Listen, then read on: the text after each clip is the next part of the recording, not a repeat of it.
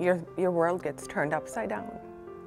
It's something you never expect to have to go through, and life kind of stops.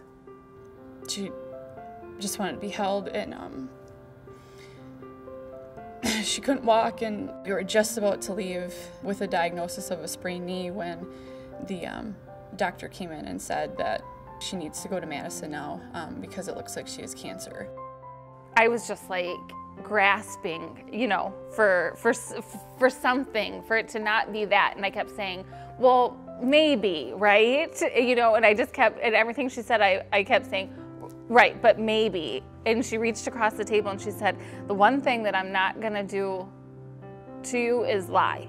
And she was like, your son most definitely has some form of leukemia. When I first got there, they said that I'd have surgery on my neck, like that had cut into it, and they said that I couldn't go to sleep because if I went to sleep, my throat would close up and I might die, so then I had to be awake.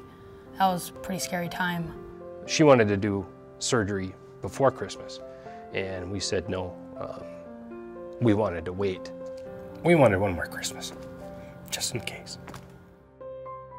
We didn't know what cancer he had, but we knew he had a cancer. And so our life changed in a matter of minutes. I wished for it to go to Disney. I wished for a swimming pool. Always wanted to go to Hawaii since I was really little. I think I saw it on a TV show. My wish to swim with dolphins was granted. The trip for us as a family was an amazing experience. Kenzie and Carson have often put up with our crazy trips to the hospital. We count on them to time Kira's seizures while I drive to the hospital. So for us and for actually our two older children, it was a time that we walked away from Rett syndrome as best we could. It was a time that we were, as a family, somewhat normal. That it was really fun to see Mickey again. Well, we've seen him on TV and stuff, but not ever met him in person. She thought it would probably be really cool to meet him. I do love Disney World. Still remember her bedroom is up in the back of the house and it's upstairs, and so she can look out of her bedroom window and look down on her pool, and she just stood up there the whole time while they were, it seemed like the whole day that they were digging a spot for the pool and just smiling, thinking about when she was going to get to jump in. I pretend I'm a mermaid in my new pool. The worst part was just staying in the hospital over my birthday. On his birthday, he got checked in to the hospital, and he had something that they don't typically see with chemotherapy. He had something called VOD. It's venous occlusive disorder. The doctors were stumped. They had no idea what was going on. His stomach was distended. There was no treatment for it. They said he's either going to get better or he's not. And we didn't know if he was coming home that time.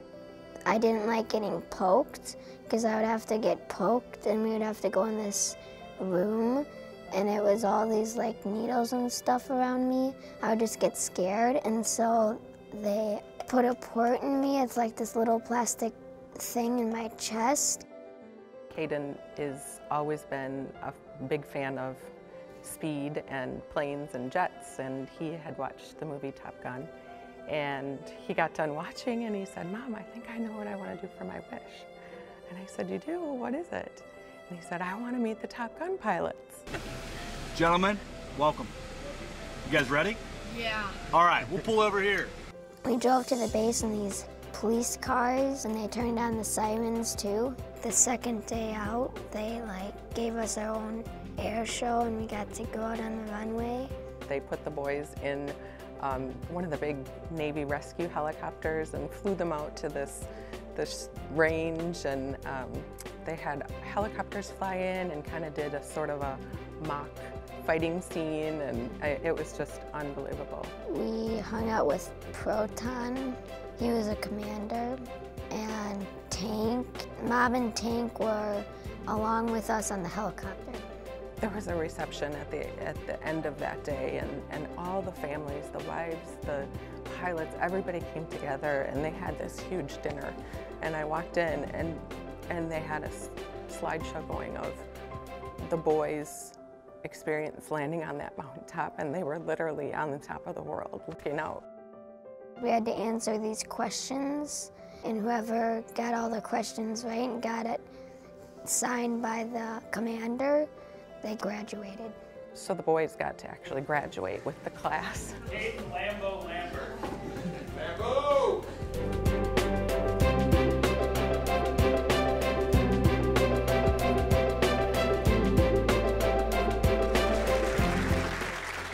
To us, they were our heroes, but to them, he was there.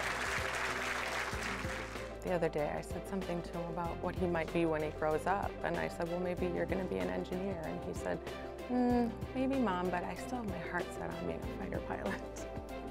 Thank you so much for granting me this wish. Thank you, thank you, thank you. You know, there's not enough words in the world to express, you know, the gratitude that we had as a family. I'm forever grateful to all of them. Thank you, Make-A-Wish.